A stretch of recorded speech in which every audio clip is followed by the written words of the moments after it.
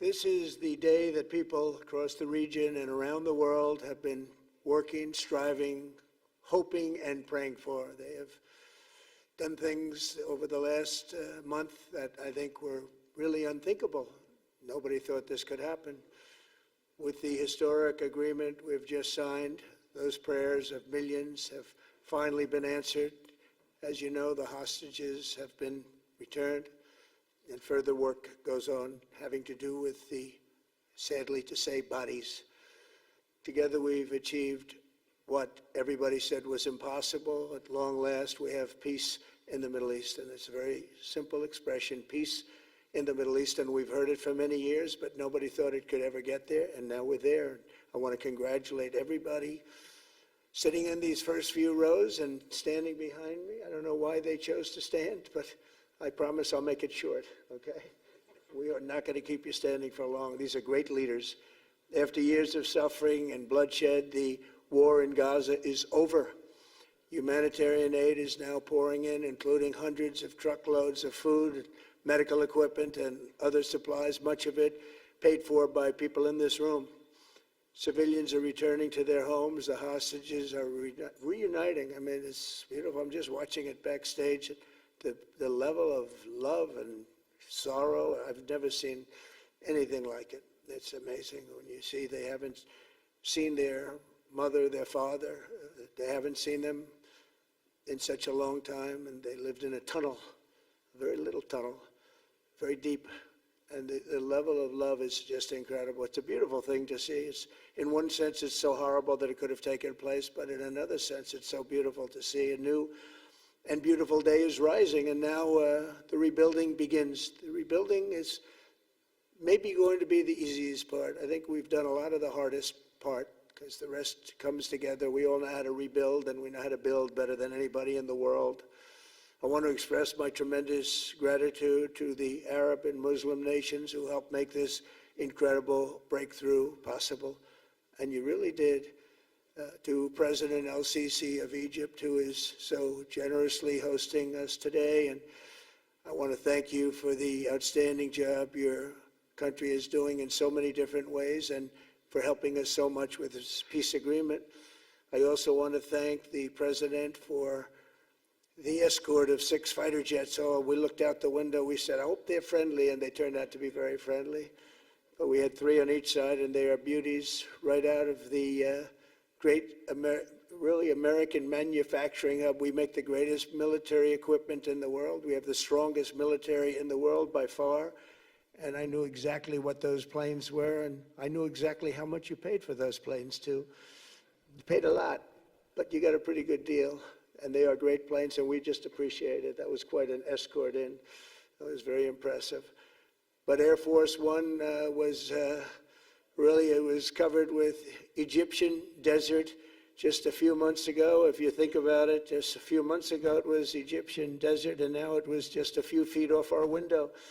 And it was a spectacular sight, and I appreciate it very much. Really, that was pretty good. You got our people by surprise. I don't know if they were thrilled right at the beginning, but they were thrilled as we sailed along very, very calmly and safely. And I'm deeply honored to receive from you, Egypt's highest state honor, the Order of the Nile. The Nile is so beautiful, so magnificent. It's such a beautiful title, the Order of the Nile. Thank you very much, Mr. President. Appreciate it. Great honor. I also want to give a very special thanks to the Emir of Qatar, a man who's outstanding. He's been a friend of mine for a long time, long before politics, and he's a fantastically respected man. His Highness Sheikh Tamim is respected by everybody. He's respected by everybody and in the most positive way, not only because of power, because of his heart. He's got a tremendous heart, and he's a great leader, and his country loves him. Thank you very much for being here. It's an honor. Let me also express our condolences to the Qataris on the tragic car crash that claimed the lives of your cherished diplomats, some of whom were known by our people, and they were supposed to be incredible people. So please extend our sorrow and best wishes. That was tough. That was really tough. On this extraordinary occasion, I also want to give our sincere thanks to President Erdogan of Turkey. He's always there when I need him. He's such a tough guy. He is tough as you can be, but we love him. And when they have a problem with you, they always call me to handle it. And usually I come through. We just have a good relationship, and we have from the beginning. And so I want to thank you very much and say hello to your wife, your beautiful wife. And it's great to be with you. Always there. When I need him, he's always there. Thank you very much, Mr. President. And I also want to thank, I just spoke to him on the phone, His Royal Highness Crown Prince Mohammed, Saudi Arabia, a special friend of mine. Boy, he's come so long and so far, and he's doing a fantastic job for his country. And I want to just thank him. And, His Highness Sheikh Mohammed of the United Arab Emirates is here. Where? He's here someplace. Well, oh, he's not here, but he's here in spirit, I can tell you that. And he's been another one. He's been absolutely incredible, and we appreciate it very much. And His Majesty King Abdullah of Jordan, and thank you very much, King Abdul of Jordan. He's here. Thank you. Thank you. Thank you very much. And you really have been a great helper. We appreciate it. Appreciate it. Prime Minister Sharif of Pakistan, and also I have to say my favorite Field Marshal from Pakistan, who's not here, but the Prime Minister is here, and you're going to give his regards. Where are you? There you go. Thank you very much. Do you want to say what you said to me the other day? Come, would you like to say what you said the other day? I think it was so nice. Please. Thank you very much, my dear President Trump, my dear brother President Fath el-Sisi of Egypt, Majesties, Highnesses, Excellencies, ladies and gentlemen, Assalamu alaikum, and a very good evening. Well, I would say today is one of the greatest days in contemporary history, because peace has been achieved after untiring efforts led by President Trump, who is genuinely a man of peace, who has relentlessly and untiringly worked throughout these months, day in and day out, to make this world a place to live with peace and prosperity. I would say that Pakistan had nominated President Donald Trump for Nobel Peace Prize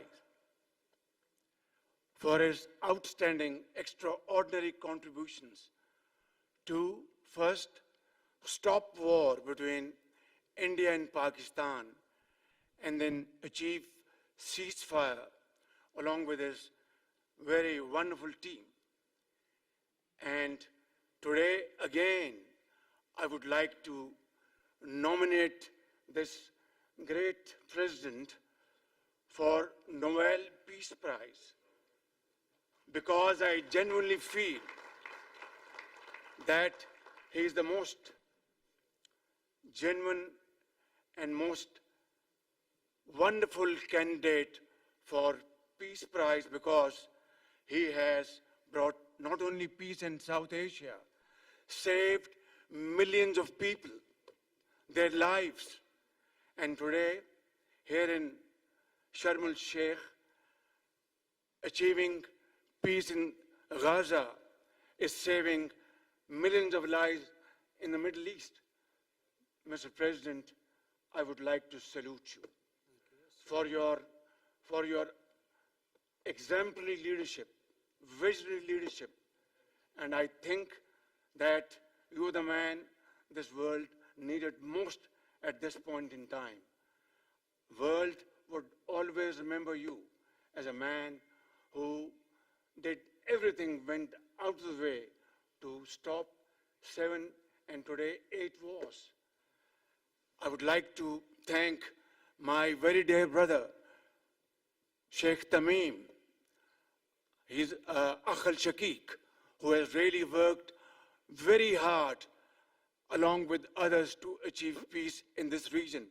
My very dear brother, President Tayyip Erdogan, His Majesty, King Abdullah, and of course, my very dear brother, Mohammed bin Zayed of UAE, and of course, my very dear brother, Crown Prince of Saudi Arabia.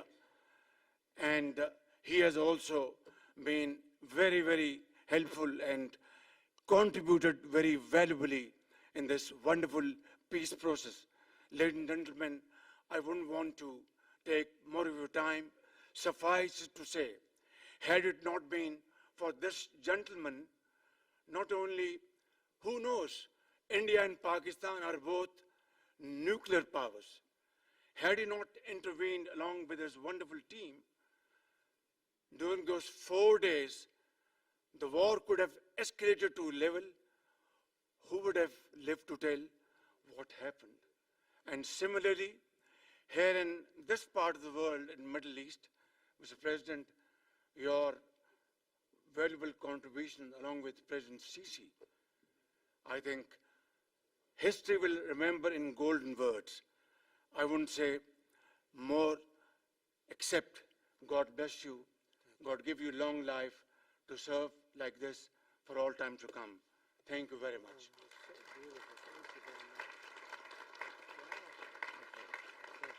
Very kind. Wow, I didn't expect that. Let's go home. There's nothing more I have to say. Goodbye, everybody. That was really beautiful and beautifully delivered. Wow, thank you very much.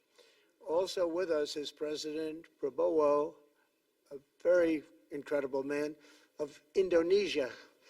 President, come here.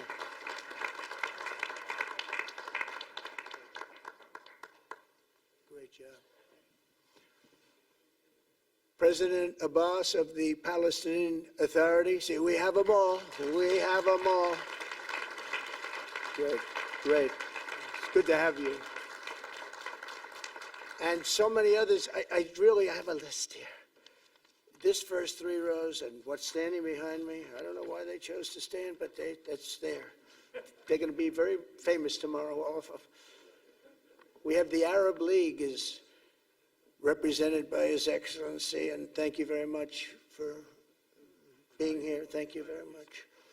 We have Armenia, and Azerbaijan. That's a little war that we stopped. That's a little war. There they are. Look at them. They're sitting. When I met with them, it was in the Oval Office. They fought for like 31 years or some crazy number. And they had one sitting on that side of the Oval Office, one sitting. By the time we finished in 1 hour, they were both hugging each other. And now they're friends and they're getting along great. Look at it. So I want to thank you both. That's incredible. Really incredible. So you have Armenia and you have Bahrain, you have Canada. It's so great to have, in fact, the president called and he wanted to know if it's worthwhile. He knew exactly what it was. He knew the importance. Where's Canada, by the way? Where are you? Where are you? He knew the importance of this. He said, I want to be there. So many people have done that. They called. I mean, they heard about it. And these are not people that can do that very easily. They have pretty big schedules to put it in mind. The most powerful people. And I appreciate you being here very much, Mr. President. Fantastic. Fantastic. And Cyprus, Egypt, the European Union, it's a lot of countries. France, thank you very much, Emmanuel. I would imagine Emmanuel standing someplace behind me. Where is he? I can't believe it. You're taking a low-key approach today. He's my friend. That's great. Good job. Thank you very much, Emmanuel. Germany, the new Chancellor of Germany he's easy to spot because he's very tall. And he's very smart, and he's doing a fantastic job for his country. Appreciate it very much. And congratulations, a big election. That was a big one. That was going to change things. Greece, we have Greece. We have Hungary. Oh, Victor, where is Victor? Victor. We love Victor. Victor, I call him. You know, I put the little accent on it. You are fantastic, all right? I know a lot of people don't agree with me, but I'm the only one that matters. You are fantastic. He's a great leader. I endorsed him the last election he had, and he won by 28 points. So you're going to do even better this time. You have another election, and you're going to do great, and we appreciate it. And we're behind you 100%. That's Hungary. India is a great country with a very good friend of mine at the top, and he's just done a fantastic job. And I think that Pakistan and India are going to live very nicely together, right? That's not a very, they are. And they're two great, I'd say, leaders, great leaders as far as I'm concerned. Indonesia, we covered, and I just want to say that that's a big country, a powerful country. It does unbelievably well, and it's great to have you. Iraq, we have Iraq with lots of oil. They have so much oil, they don't know what to do with it. That's a big problem when you have so much, you have no idea what to do with it. So thank you very much. Italy, we have a young woman who's, I'm not allowed to say it because usually it's the end of your political career if you say it. She's a beautiful young woman. Now, if you use the word beautiful in the United States about a woman, that's the end of your political career, but I'll take my chances. Where is she? There she is. You don't mind being called beautiful, right? Because you are. Thank you very much for coming. We appreciate it. She wanted to be here, and she's incredible, and they really respect her in Italy. She's a very successful politician. We have Norway. Oh, Norway. Norway. What happened, Norway? What happened? Where's Norway? Where is he? We have Johnny. We're going to the World Cup. I can tell you that. Where's Norway? I don't think he wants to stand. Oh, he's back there. Well, we have Norway. Oman. Again, we have Paraguay. We have really fantastic representative from Saudi Arabia. Thank you very much. I'll tell you what, and this time we'll get you the best seat. He always gets the best seat. He deserves the best seat. But what a great place it is. Spain. Where's Spain? Are you guys working on him with respect to the GDP? We'll get close. But fantastic job you're doing. And UAE, which is great. United Kingdom. Where's United Kingdom? Where's our friend? Come here. Is everything going good? Very good. That's very nice of you here.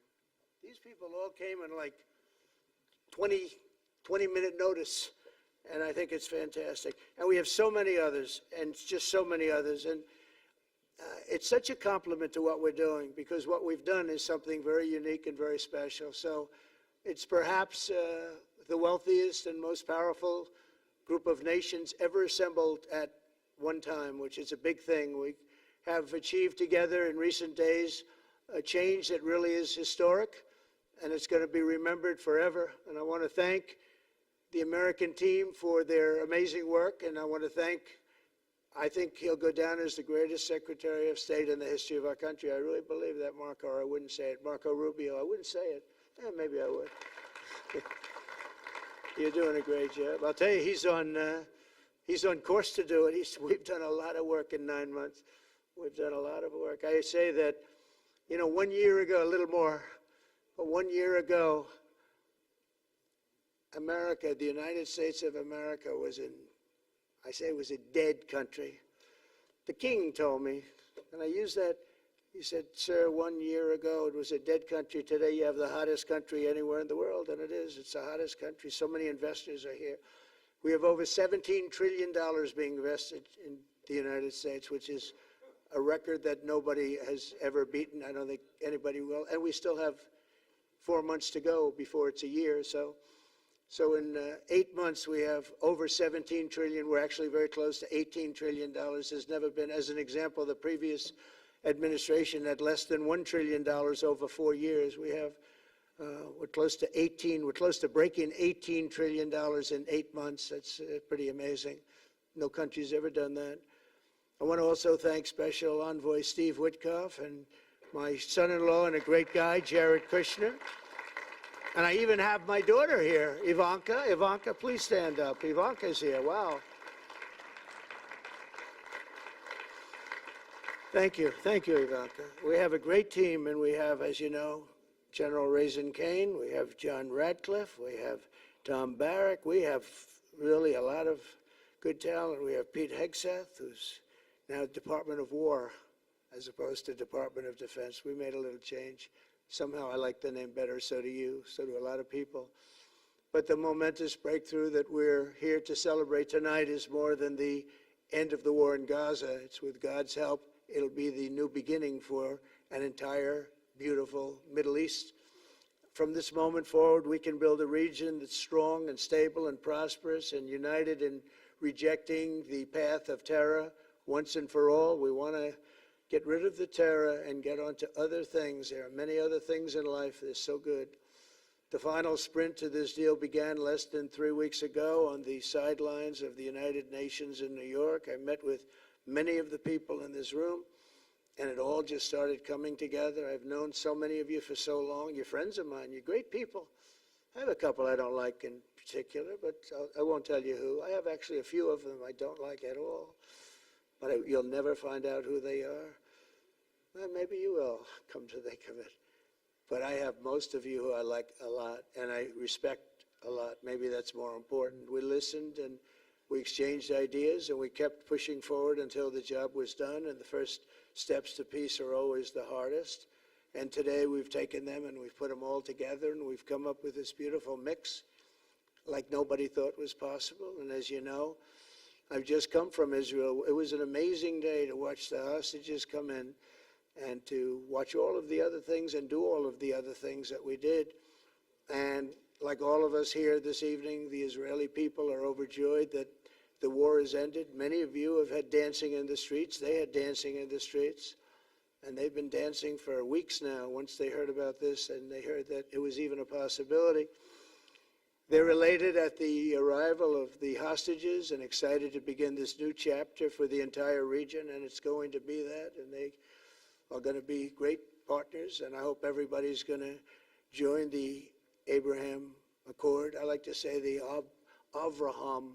I love Avraham, but somehow it doesn't sound as good when I say it as it does when some of my other friends say it who are from the region. But we're going to get a lot of people joining the Abraham Accords. We have the 4 great nations that did it early on, and they stayed with it. And then you had the Biden administration, which is the worst administration in the history of our country, and obviously they did nothing on that and anything else. And so it stayed at 4, and now a lot of people, even today, they're talking about all joining up. So many people have talked to me about that, and it's going to be a great tribute to really the United States. I mean, the United States has worked very hard in the Middle East, so it would be a tribute to us and to Jared and to Steve and to all of the people, Marco, all of the people that have worked so hard on that. And it really is going to it's going to guarantee that it all stays together. You're going to do well, because the 4 nations do very well. I mean, they do extremely, as they're wealthy, but they're a lot wealthier because of it. So I hope everybody's now joining up. Now we have no excuses. We don't have a Gaza, and we don't have an Iran as an excuse. That was a good excuse, but we don't have that anymore. All the momentum now is toward a great, glorious, and lasting peace. And our commitment to fulfilling the 20-point plan we developed together will be the crucial foundation for achieving that bright future. And it's being worked on right now as we speak. And we're actually in stage 3 and 4. It's not going to be, just divided down so simply. We can be long advanced on some of the things that we say we're going to do. We can take them out of order in a positive way. And we've shown how it can be done with responsible nations like the people in this room, these incredible people in this room, setting aside their differences, seeking common ground, and pursuing a better world for all of us.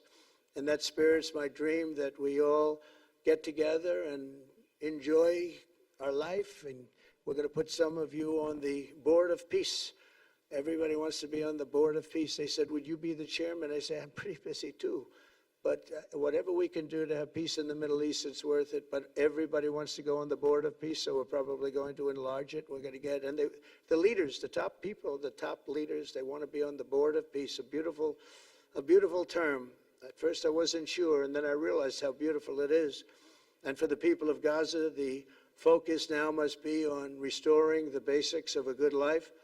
We're going to have a lot of money coming into Gaza and a lot of rebuilding and building. It's not so much rebuilding, it's really building, cleaning up and building. And I'm pleased to announce that numerous countries of great wealth and power and dignity have come forward to me just today and over the last week to say they want to help in the reconstruction of Gaza, putting up whatever money is necessary. And the money is, of course, it's a lot of money, but it's not much compared to the value or the wealth of these tremendous countries. And they are ensuring stability and success in the Middle East. So when you think about it, it's a very, very small amount of money is necessary, relatively speaking. And as those commitments are made, I'm going to let the world know who is doing it, because they really deserve great credit for doing it. And they're going to do something that's really monumental. This is a monumental day. This is a monumental moment in the history of the world beyond the Middle East. We've all agreed that supporting Gaza must be done to lift up the people themselves, but we don't want to fund anything having to do with bloodshed, hatred, or terror, as has happened in the past. And for the same reason, we're also agreed that Gaza's reconstruction requires that it be demilitarized and that a new, honest civilian police force must be allowed to create a safe condition for the people in Gaza. As I said earlier, I intend to be a partner in securing a better future. We're going to be working, you're going to be working with the United States, and we're going to make sure that the Middle East is going to be a safe and secure place. It's a very important place in the world, means so much. There were so many people who said the Middle East, and this has been going for many, many decades. I've read it many times, that World War III will begin in the Middle East. It's not going to happen. That's not going to happen. There was a time that you would have thought it could have, but it's not going to happen. There won't be World War III, hopefully at all, but it's not going to start in the Middle East. We're not going to have a World War III if we're smart. There'll never be a World War III. Our work begins right here and right now. From ancient times, this region has been extraordinarily mixed with respect to people, culture, religions, all of the different elements of national characters, unlike maybe anywhere else on earth. And for 3,000 years, there's been conflict. For whatever reason, there's been tremendous conflict, always conflict. But today, for the first time anyone can remember, we have a once-in-a-lifetime chance to put the old feuds and bitter hatreds behind us. And that's why so many people in this room, they didn't get along.